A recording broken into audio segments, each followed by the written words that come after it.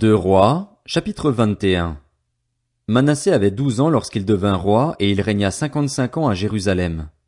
Sa mère s'appelait Hephtsiba. Il fit ce qui est mal aux yeux de l'Éternel en imitant les pratiques abominables des nations que l'Éternel avait dépossédées devant les Israélites. Il reconstruisit les hauts lieux que son père Ézéchias avait détruits, il érigea des autels en l'honneur de Baal, et il fit un poteau sacré, comme l'avait fait le roi d'Israël Akab. Il se prosterna devant tous les corps célestes et les servit. Il construisit des autels dans la maison de l'Éternel, alors que l'Éternel avait dit, « C'est à Jérusalem que j'établirai mon nom. » Il construisit des autels en l'honneur de tous les corps célestes dans les deux parvis de la maison de l'Éternel. Il fit passer son fils par le feu, il pratiqua la divination et l'occultisme, et il mit en place des gens capables d'invoquer les esprits et des spirites. Il fit de plus en plus ce qui est mal aux yeux de l'Éternel, provoquant ainsi sa colère. Il mit la statue d'Astarté qu'il avait fabriquée dans le temple, alors que l'Éternel avait dit à David et à son fils Salomon, « C'est dans cette maison et c'est à Jérusalem que j'ai choisi parmi toutes les tribus d'Israël que je veux éternellement établir mon nom. Je ne ferai plus errer les pas des Israélites loin du territoire que j'ai donné à leurs ancêtres, à condition seulement qu'ils veillent à mettre en pratique tous les commandements que je leur ai donnés et toute la loi que leur a prescrite mon serviteur Moïse. » Mais les Israélites n'écoutèrent pas, et Manassé les égara à un tel point qu'ils firent le mal plus encore que les nations que l'Éternel avait détruites devant eux. Alors l'Éternel annonça par l'intermédiaire de ses serviteurs les prophètes, « Parce que Manassé, le roi de Juda, a commis ces actes abominables, parce qu'il a fait pire que tout ce que les Amoréens avaient fait avant lui et parce qu'il a aussi fait pécher Juda par ses idoles, voici ce que dit l'Éternel, le Dieu d'Israël. Je vais faire venir sur Jérusalem et sur Juda des malheurs tels que tous ceux qui en entendront parler en resteront abasourdis. J'étendrai sur Jérusalem le ruban à mesurer utilisé pour Samarie et le fil à plomb employé pour la famille d'Akab. Je nettoierai Jérusalem comme un plat qu'on nettoie et qu'on renverse sans dessus-dessous après l'avoir nettoyé. J'abandonnerai le reste de mon héritage et je les livrerai entre les mains de leurs ennemis. Ils deviendront le butin et la proie de tous leurs ennemis, parce qu'ils ont fait ce qui est mal à mes yeux, et qu'ils m'ont irrité depuis le jour où leurs ancêtres sont sortis d'Égypte jusqu'à aujourd'hui. Manassé versa aussi beaucoup de sang innocent, au point d'en remplir Jérusalem d'un bout à l'autre, en plus des péchés qu'il commit et qu'il fit commettre à Juda en faisant ce qui est mal aux yeux de l'Éternel. Le reste des actes de Manassé, tout ce qu'il a accompli et les péchés auxquels il s'est livré, cela est décrit dans les annales des rois de Juda. Manassé se coucha avec ses ancêtres et il fut enterré dans le jardin de son palais, dans le jardin d'Uza. Son fils Amon devint roi à sa place. Amon avait 22 ans lorsqu'il devint roi et il régna 2 ans à Jérusalem. Sa mère s'appelait Meshulémeth et c'était la fille de Haruts de Jotba. Il fit ce qui est mal aux yeux de l'Éternel, comme l'avait fait son père Manassé. Il marcha entièrement sur la voie de son père, il servit les idoles que son père avait servies et se prosterna devant elles. Il abandonna l'Éternel, le Dieu de ses ancêtres, et il ne marcha pas dans la voie de l'Éternel. Ses propres serviteurs conspirèrent contre lui et ils firent mourir le roi dans son palais. Mais la population du pays fit mourir tous ceux qui avaient conspiré contre le roi Amon et proclama son fils Josias roi à sa place. Le reste des actes d'Amon, ce qu'il a accompli, cela est décrit dans les annales des rois de Juda. On l'enterra dans son tombeau dans le jardin d'Uza. Son fils Josias devint roi à sa place. Deux Rois, chapitre 22. Josias avait 8 ans lorsqu'il devint roi et il régna 31 ans à Jérusalem. Sa mère s'appelait Jédida et c'était la fille d'Adaja de Botskat. Il fit ce qui est droit aux yeux de l'Éternel et il marcha entièrement sur la voie de son ancêtre David, il ne s'en écarta ni à droite ni à gauche. La 18e année de son règne, le roi Josias envoya dans la maison de l'Éternel Shaphan, le secrétaire, le fils d'Atsalia et petit-fils de Meshulam. Il lui dit, « Monte vers le grand prêtre Ilkija, qu'il ramasse l'argent qui a été apporté dans la maison de l'Éternel et que les gardiens de l'entrée ont récolté auprès du peuple. On confiera cet argent aux responsables chargés des travaux dans la maison de l'Éternel. Ils l'emploieront pour ceux qui travaillent aux réparations de la maison de l'Éternel, pour les charpentiers, les manœuvres et les maçons, pour l'achat de bois et de pierres de taille nécessaires aux réparations du temple. Mais on ne leur demandera pas de compte pour l'argent remis entre leurs mains, car ils agissent avec honnêteté. » C'est alors que le grand prêtre Ilkija dit à Shaphan, le secrétaire, « J'ai trouvé le livre de la loi dans la maison de l'Éternel. » Ilkija donna le livre à Shaphan, et Shaphan le lut. Puis Shaphan, le secrétaire, alla faire son rapport au roi. Il dit, tes serviteurs ont ramassé l'argent qui se trouvait dans le temple et l'ont confié aux responsables chargés des travaux dans la maison de l'Éternel. Puis Shaphan, le secrétaire, annonça au roi, le prêtre Hilkija m'a donné un livre. Et Shaphan le lut devant le roi. À l'écoute des paroles du livre de la loi, le roi déchira ses habits. Ensuite, il donna cet ordre au prêtre Hilkija, à Achikam, fils de Shaphan, à Akbor, fils de Miché, à Shaphan, le secrétaire, et à son propre serviteur Azaja, allez consulter l'Éternel pour moi, pour le peuple et pour tout Juda, au sujet des paroles de ce livre qu'on a trouvé. En effet, elle doit être grande, la colère de l'Éternel qui s'est enflammée contre nous, parce que nos ancêtres n'ont pas obéi aux paroles de ce livre et ne se sont pas conformés à tout ce qui nous y est prescrit. Le prêtre Hilkija, Achikam, Akbor, Shaphan et Azaja allèrent trouver la prophétesse Hulda. Elle était l'épouse de Shallum, le gardien des habits, le fils de Tikva et petit-fils de Haras, et elle habitait à Jérusalem, dans la ville neuve. Une fois qu'ils lui eurent parlé, elle leur annonça, « Voici ce que dit l'Éternel, le Dieu d'Israël. Annoncez à l'homme qui vous a envoyé vers moi, « Voici ce que dit l'Éternel. Je vais faire venir des malheurs sur cet endroit et sur ses habitants, conformément à toutes les paroles du livre qu'a lu le roi de Juda. Puisqu'ils m'ont abandonné et qu'ils ont offert des parfums à d'autres dieux afin de m'irriter par toute leur manière d'agir, ma colère s'est enflammée contre cet endroit et elle ne s'éteindra pas. Mais vous annoncerez au roi de Juda qui vous a envoyé pour consulter l'Éternel, « Voici ce que dit l'Éternel, le Dieu d'Israël, au sujet des paroles que tu as entendues. Ton cœur a été touché, tu t'es humilié devant l'Éternel en entendant ce que j'ai déclaré contre cet endroit et contre ses habitants, à savoir qu'ils seront un objet d'étonnement et de malédiction. Tu as déchiré tes habits et tu as pleuré devant moi. Eh bien, moi aussi, j'ai entendu cela, dit l'Éternel. C'est pourquoi je te ferai rejoindre tes ancêtres, tu rejoindras la tombe dans la paix et tes yeux ne verront pas tous les malheurs que je ferai venir sur cet endroit. Ils rapportèrent cette réponse au roi.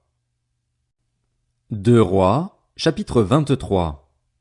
Le roi Josias fit rassembler vers lui tous les anciens de Juda et de Jérusalem. Puis il monta à la maison de l'Éternel avec tous les hommes de Juda et tous les habitants de Jérusalem, les prêtres, les prophètes et tout le peuple, du plus petit jusqu'au plus grand.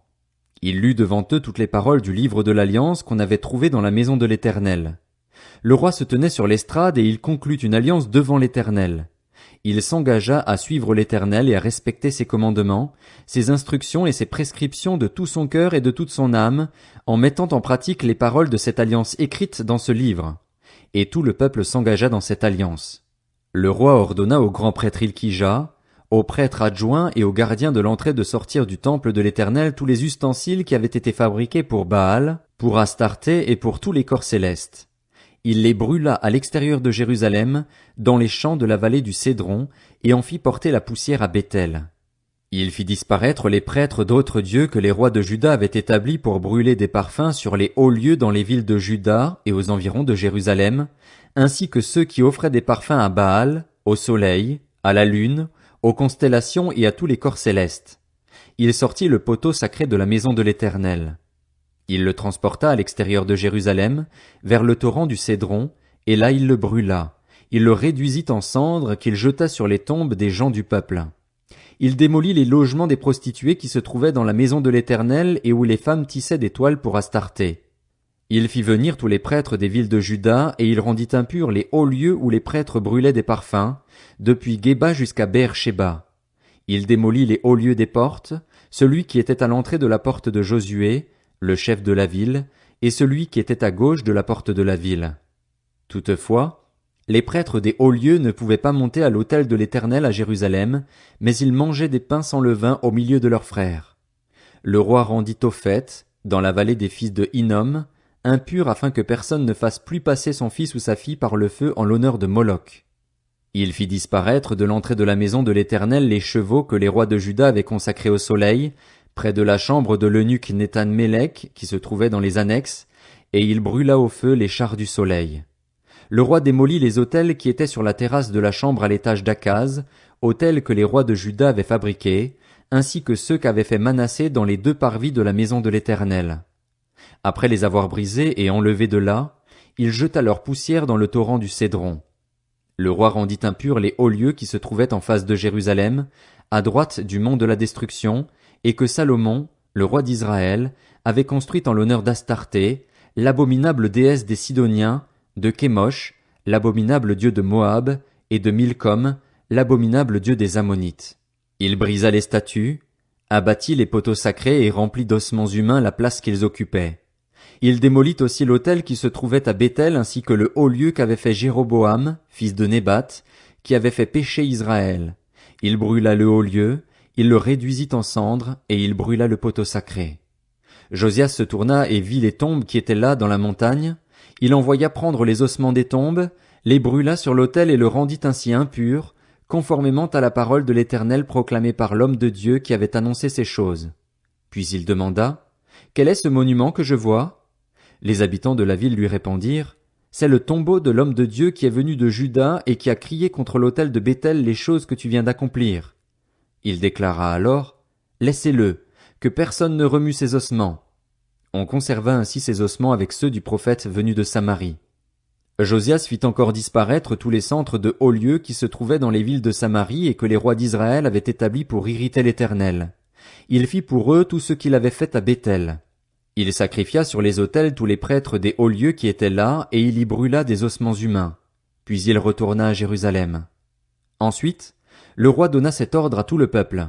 Célébrez la Pâque en l'honneur de l'Éternel, votre Dieu, conformément à ce qui est écrit dans ce livre de l'Alliance. Aucune Pâque pareille à celle-ci n'avait été célébrée depuis l'époque où les juges dirigeaient Israël, ni pendant toute l'époque des rois d'Israël et de Juda. Ce fut la 18e année du règne de Josias qu'on célébra cette Pâque en l'honneur de l'Éternel à Jérusalem. De plus, Josias fit disparaître ceux qui invoquaient les esprits et les spirites, ainsi que les téraphins, les idoles et toutes les horreurs qu'on voyait dans le pays de Juda et à Jérusalem. Il fit cela afin de mettre en pratique les paroles de la loi, écrites dans le livre que le prêtre Hilkija avait trouvé dans la maison de l'Éternel. Avant Josias, il n'y eut aucun roi qui, comme lui, revienne à l'Éternel de tout son cœur, de toute son âme et de toute sa force, en se conformant à toute la loi de Moïse. Et après lui, il n'en a pas paru de semblable. Toutefois, l'Éternel ne renonça pas à l'ardeur de sa colère. Elle était grandement enflammée contre Juda à cause de tout ce que Manassé avait fait pour l'irriter. Ainsi, l'Éternel dit, « Juda aussi, je vais l'éloigner de moi tout comme j'ai écarté Israël, et je rejetterai cette ville de Jérusalem que j'avais choisie, ainsi que la maison dont j'avais dit, c'est là que résidera mon nom. » Le reste des actes de Josias, tout ce qu'il a accompli, cela est décrit dans les annales des rois de Juda. À son époque, le pharaon Nécho, le roi d'Égypte, monta rejoindre le roi d'Assyrie vers l'Euphrate. Le roi Josias marcha à sa rencontre et le pharaon le tua à Megiddo dès qu'il le vit. Ses serviteurs l'emportèrent mort sur un char. Ils l'amenèrent de Megiddo à Jérusalem et l'enterrèrent dans son tombeau. Le peuple du pays prit Joachaz, le fils de Josias, pour le consacrer par onction et le faire roi à la place de son père. Joachaz avait 23 ans lorsqu'il devint roi et il régna 3 mois à Jérusalem. Sa mère s'appelait Amutal et c'était la fille de Jérémie de Libna. Il fit ce qui est mal aux yeux de l'Éternel, entièrement comme l'avaient fait ses ancêtres. Le pharaon Nécho l'emprisonna à Ribla, dans le pays de Hamath, pour qu'il ne règne plus à Jérusalem, et il imposa au pays un tribut de 3000 kilos d'argent et 30 kilos d'or. Le pharaon Nécho établit Éliakim, le fils de Josias, roi à la place de son père Josias, et il changea son nom en Joachim. Quant à Jochaz, il le captura et il alla en Égypte où il mourut. Joachim donna l'argent et l'or nécessaires au pharaon, mais il taxa le pays pour fournir cet argent, réclamé par le pharaon. Il détermina la part de chacun et exigea du peuple du pays l'argent et l'or qu'il devait livrer au pharaon Nécho. Joachim avait 25 ans lorsqu'il devint roi et il régna 11 ans à Jérusalem. Sa mère s'appelait Zébuda et c'était la fille de Pédaja, de Ruma.